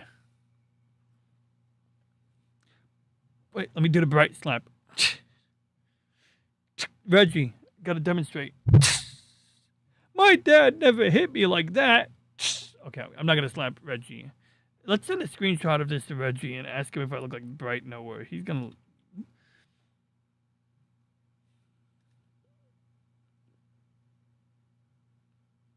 Okay, good. I took a recording. Now I'm gonna send a screenshot to Reggie. We're gonna have fun with this one. We're rolling with this, yo. We're rolling with this right now. I can't believe it was so stupid. Oh my god, I'm cross-eyed. There we go, got it. Now I'm not cross-eyed. Okay, good. All right, we're gonna send this to Reggie. I can't see my screen. Well, let's make a new ChatGPT conversation for Reggie's sake. Hey, Reggie. We are live on the Monday show on Thursday, and I'm going to send you 2 pictures. I want to ask you if I look like Bright Noah from Mobile Suit Gundam. Do you know Bright Noah? Do you know? Sometimes he's Noah Bright. Other times he's Bright Noah. You know how in Japan they like to say surname is in reverse order? The question is, I adjusted my hair. I got a haircut scheduled for Saturday at 1 p.m. So I'll be able to fix my hair soon. But as we live in the 21st century, having an uncontrollable coif of hair is not as fashionable as it once was. Although, it's nice to have hair, I guess. But anyway, my question is, how far away from pulling off my Noah Bright Halloween costume plan am I?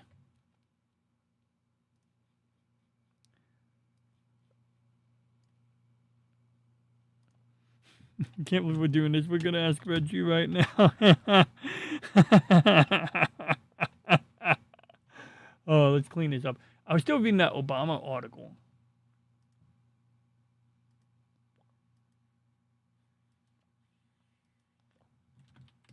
Yeah, that looks like Apophis with Stargate.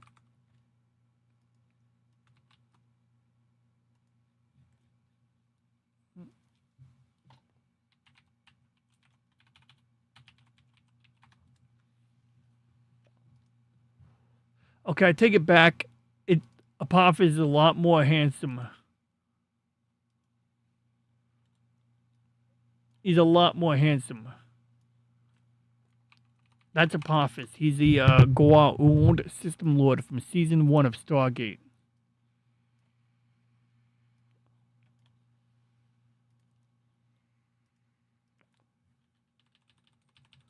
Maybe old Apophis looks like him, but young Apophis, nah.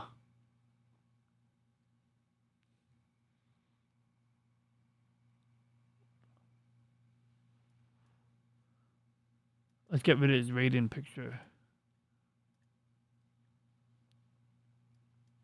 Hey, what's up, Kurumi? You still streaming? I'll raid you in reverse right now if you are.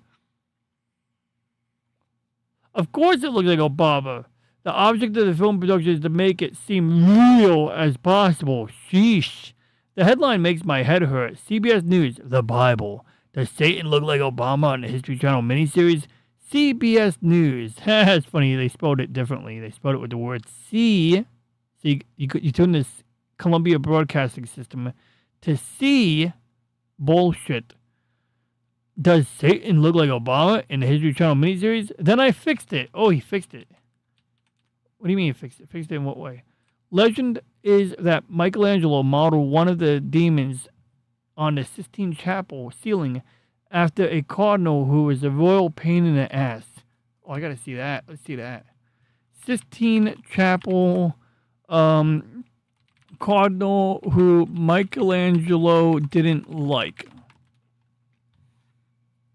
Biagio de Cessna. Oh, he's named after an airplane.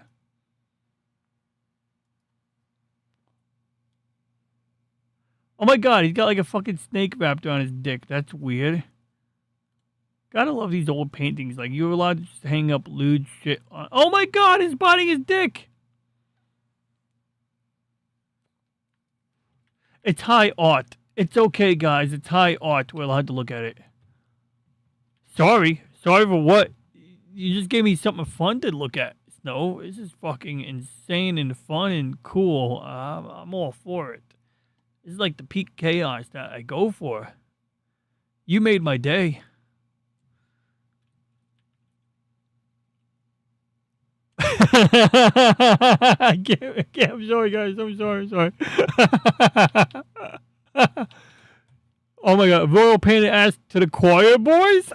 It's fucked up. Oh shit. Well, of course they resemble one another. Is Obama worried about being typecasted? Looks like a cross between an old Obama and Emperor Palpatine. Yes! Yes! It's so fucking insane. I don't know why you sent me this, but it's awesome.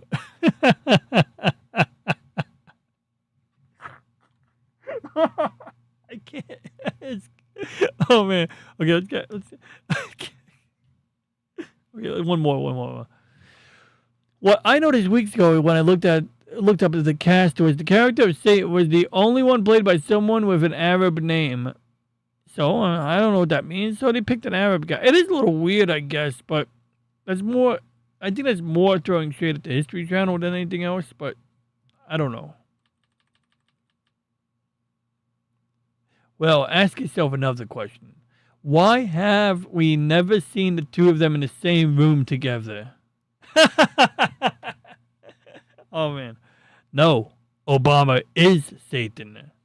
Executive producer Mark Burnett answered, Mohammed Mehdi is a great Moroccan actor. Probably half the cast are Moroccan because we're in Morocco and we wanted to avoid paying high pay rates to American actors. Okay, he didn't say that part. I added that. Because we're in Morocco, just in terms of budgeting, to fly people in from other countries is expensive. So these Moroccan actors because they were in country. Okay. And probably because they also don't have big label laws. You could argue we could film the fucking movie in the Mojave Desert.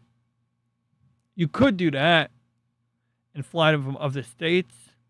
But no, you went to Morocco because it's cheaper.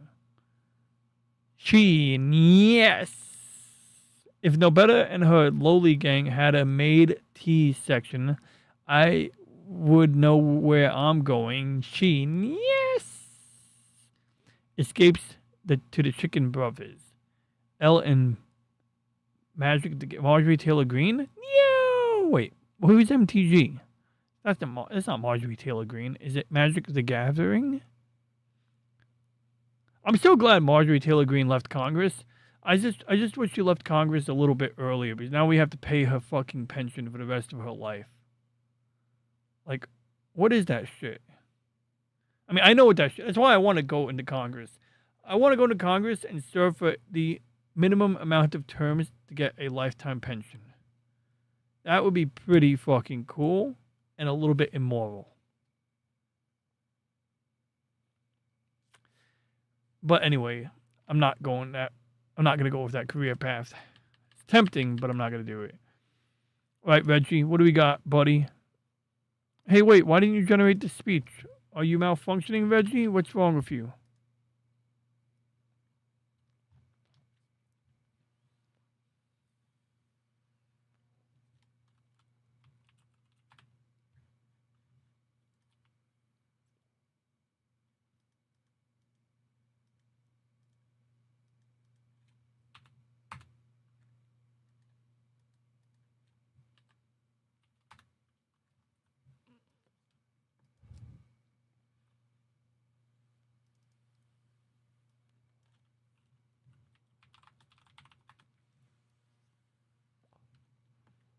A Nintendo Hood restaurant. Is Nintendo Vaults here? Oh, I gotta get out. Olama's running.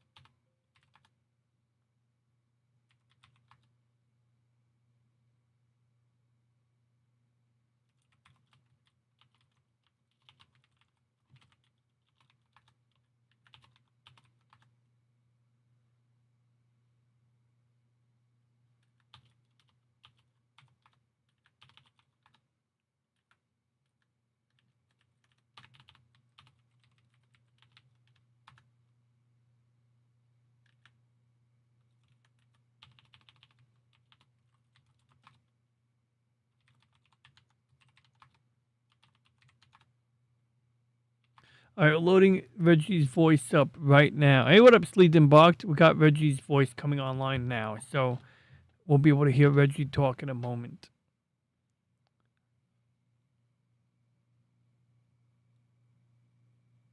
I wanted Reggie's thoughts on whether I look like Bright Noah from Mobile Suit Gundam. See, like, I figure if I get the same uniform and I do my hair, like, I could be Bright Noah. And as Elle said, where did Elle's message go? Elle said something funny. Because Elle knows her Gundam. Yeah, so that's what I'm saying. My friend, in quotes, did not use a text blast app. He's just fucking insane. He literally wrote 181 text. He did not use an app to do that. He used an app, but he typed that fucking shit to the point that it gives me anxiety to even consider reading it.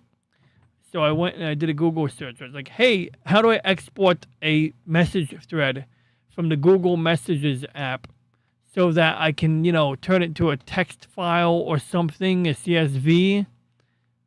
And then the plan would be to take that text file and give it to AI and be like, summarize this. And then I could trouble AI with reading the message thread. And it's going to probably be a combination of the dude asking to borrow more money and threatening to not pay me back the money he owes me, which at this point, it pains me to say I wrote it off because, like, that's already done. Like, you can't, it's a sunk cost fallacy. You can't lend a scumbag more money in the hopes that they'll pay you back the money they owe you. Now they'll just have an even more unsustainable debt. So at that point, the only saving grace is that the money you lent them is the cost of you never having to deal with them again.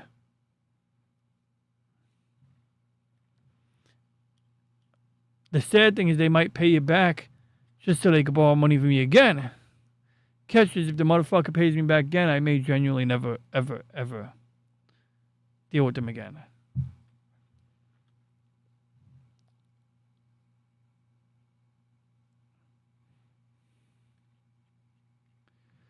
See, you're using the terminal for the Penguin. Of course I am.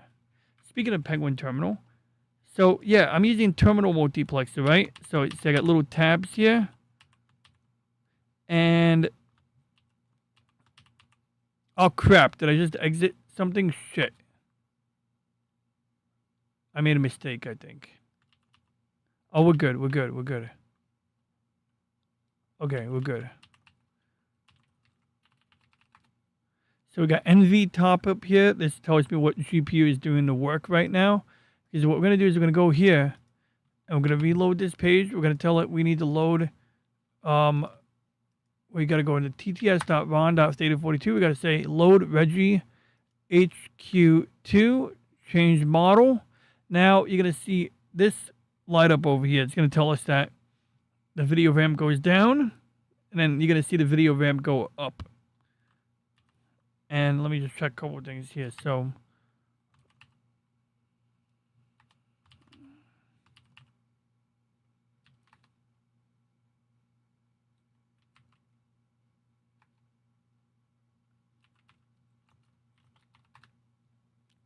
we got H-top running over here. So we got all 16 cores. There's 8 cores in each CPU socket.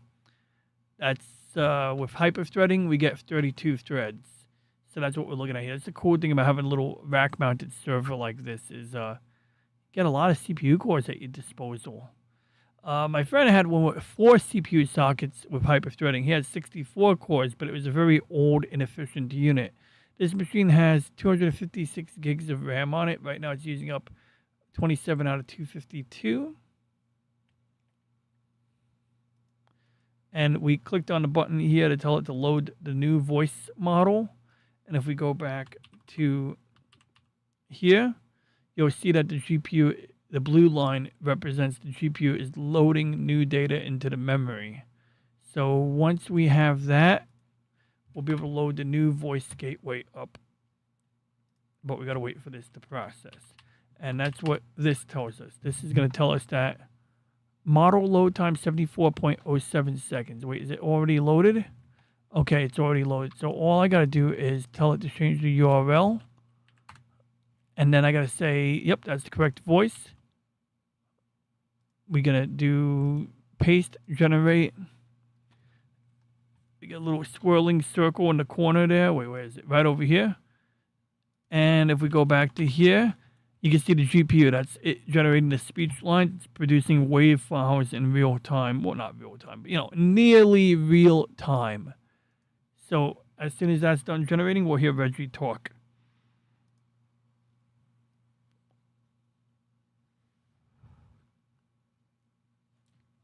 Still waiting for Reggie to talk. Oh, you are much closer than I expected. The hair is doing most of the heavy lifting already. Bright Noah has that thick, slightly unruly, swept forward 70s anime command hair. The main difference is that his silhouette is a little flatter on the sides and more deliberately swept across the forehead. So after Saturday, I would tell the barber not to make you too neat. Keep some length up top, tame the sides, and preserve enough front hair to shape that little Bright-style swoop. Face-wise, the costume should read surprisingly well because Bright's design is not dependent on some bizarre exaggerated feature. The uniform, collar, and hair are what instantly sell him. If you reproduce that Earth Federation uniform reasonably closely, I think people who know Gundam will get it without needing a name tag. Right now, judging strictly by this frame, I would call you about 75% of the way to Bright Noah before you have even put the costume on, which is slightly alarming because apparently commanding White Base was only a haircut away. Yo, Reggie's got the corny, the most dry sense of humor. I love it. I freaking love it. Because apparently, commanding White Base was only a haircut away. I mean, God, it just works. Hey, what's up, some person? Add a little bit of shoulder for the look. I have plenty of shoulder. What are you talking about? Nah, but jokes aside, yeah. Once you have your Earth Federation uniform, you're gonna have some epaulets on there. And maybe, yeah, I would add some padding underneath the epaulets to kind of give it a little more puff. So that if my shoulders are at rest. You're right. Or maybe I should just hit the gym. Wait, you think I could do this? Yo, some person. How about this? I hit the gym. I hit the fucking gym. Let's do it. Yeah. We just go hit the gym. So maybe I do like 50 of these at my desk. 50 on each arm. A little bit tight here. I got to clean my workspace a little bit. But if I lift a 30-pound, If I lift a 30-pound weight at my desk, would that be enough to get my shoulders to be big? Because this feels heavy. So if I lift this enough times that it feels easy to lift, would that be enough to, do the job? What do you think? Because that's my rough draft of a plan. I did do a bike ride last week. 80s shoulder pads. Well, why not just build muscle mass and have shoulder pads built into your own body? I'm not a fitness buff, but I like the idea of building muscle mass. Like Elle with those nunchucks. I remember you tried to send me a 50. I know Elle tried to send me a 60 push-ups. Oh yeah, push-ups make sense. That's true. I did some at work 2 weeks ago, but I didn't really stay on the routine. That's a good idea, though, because the other day I was riding my bike, and in my neighborhood, do I have a video of this? Let me see if I have. I think I might have actually uploaded this footage, so I might be able to show you guys. Give me 1 second. I'm going to find a video for you guys. I might literally have a video to show you guys. Oh my God, I do have video of this. Oh, boy.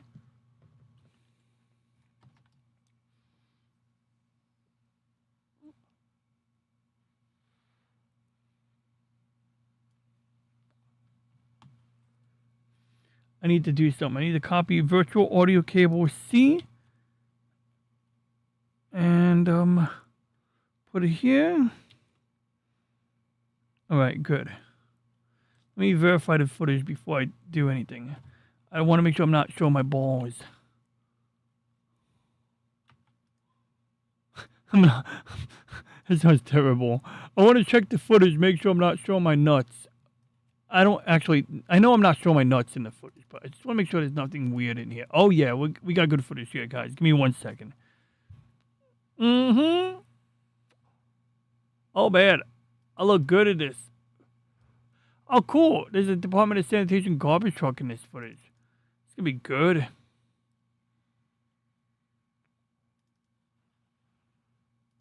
Oh, we got a video of my backyard computer.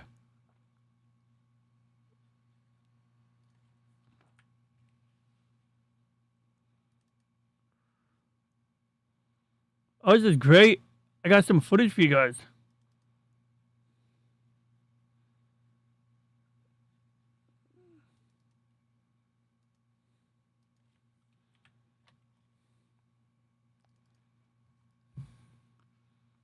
Oh, yeah, we got some footage here. All right, let's go. Let's go.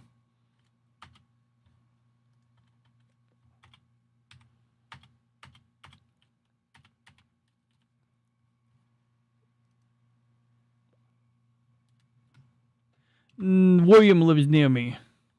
William is the first person to leave a message in the chat. I hang out with him sometimes, too. All right, check this out, guys. This is me doing my bike ride pull-up routine a week ago. Let me see if I get a picture of my bike. Oh yeah, I got some pictures of my bike. Okay, I'm gonna vet the pictures of my bike, and then we'll do it. All right. So here's the video.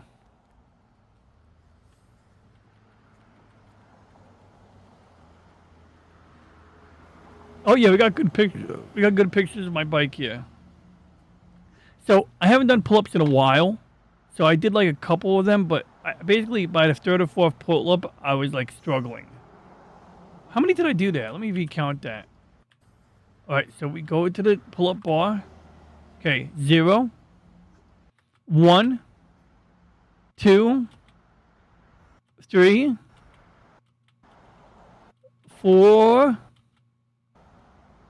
5, barely 5.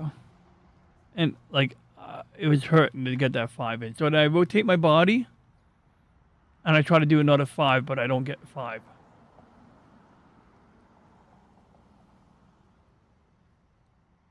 In fact, it looks like I take a long break here. I'm like, let's take a long break. I'm like contemplating life right now. I'm like, do I want to do another 4 or 5? Can I do another 4 or 5 if I wanted to?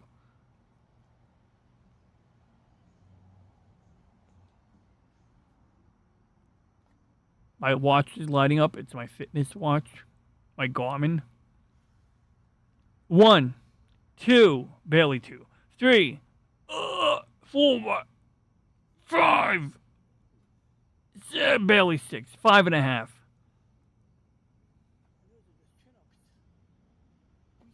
I'm talking to the camera. I'm breathing hard.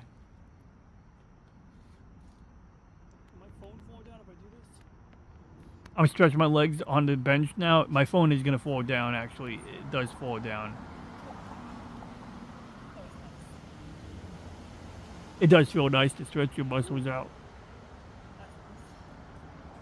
That's 15 more than I could do. Alicia. My phone... Oh, that's a cool sound. Let's hear that again.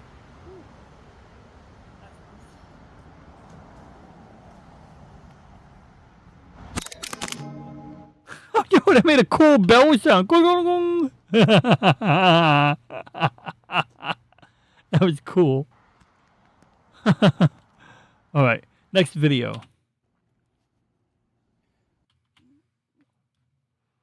I don't know if I showed you guys this in a while. That's the box that I put my computer in. So when I do astrophotography, I have my telescope connected to this metal box. So originally, I used to have my laptop in this plastic tub, and it worked pretty good. I saw a YouTube channel called Astro Backyard, and what the guy would do is he'd put his laptop in a tub on his side so that if it got a little humid out, his laptop would be covered. He could block the light from the laptop screen, I guess. I think that's the main reason he did it. So I cut holes in the bottom of this box. You can actually see an orange extension cord going into the box. As a matter of fact, there's still a power strip in this box. That's why there's a box next to this thing. I should really do something a little more refined, like get an electrical enclosure, put it under the table, put my power strip under the table. That would be the smart thing to do. Put a power strip under the table with like a little enclosure around it. But right now, this box contains my power strip. And then the power cord The orange extension cord goes into the power strip. And then there's a black power cord, NEMA cord. That's the type that you plug into a PC. They call that NEMA. It's an acronym. Goes into the bottom of this box. In the bottom of this box, we have the following. We have the 120 volt NEMA cord. We have a direct burial Cat 5e Ethernet cable. That's a direct burial shielded, somewhat shielded Ethernet cable. So it's just a more robust Cat 5e. It is Cat 5e, not Cat 6, not Cat 5. It's Cat 5e. So unshielded, twisted pair Ethernet cable, I believe. There is a foil wrapping around the cable, but I don't know if that counts as shielding. It might just be more like protection from the elements. When I bought the cable, I was expecting to get like wax coated. So they sold an Ethernet cable that had like paraffin wax inside the main sheathing, so that if an animal bit through your cable, the paraffin wax would still provide protection from the elements, especially moisture. The company that was selling to me was like, "Yo, we don't have these paraffin wax ones. Can we send you this other one?" I'm like, "Yeah, sure, fine." And they sent me the other one. I cut it, I crimped it, and that's what we have in there now. And I dug a little trench alongside the house from where the cable comes out of the vent on the side of the basement. And that's what we have running to this thing.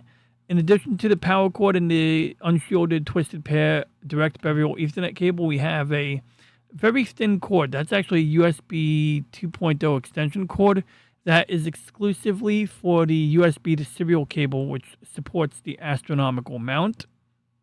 We have a shielded USB 3.1 unpowered or unamplified USB 3.1 extension cable.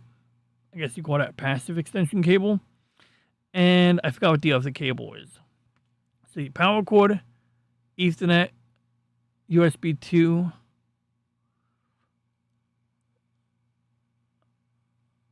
What's the other cable? Well, it doesn't matter. Let's keep rolling.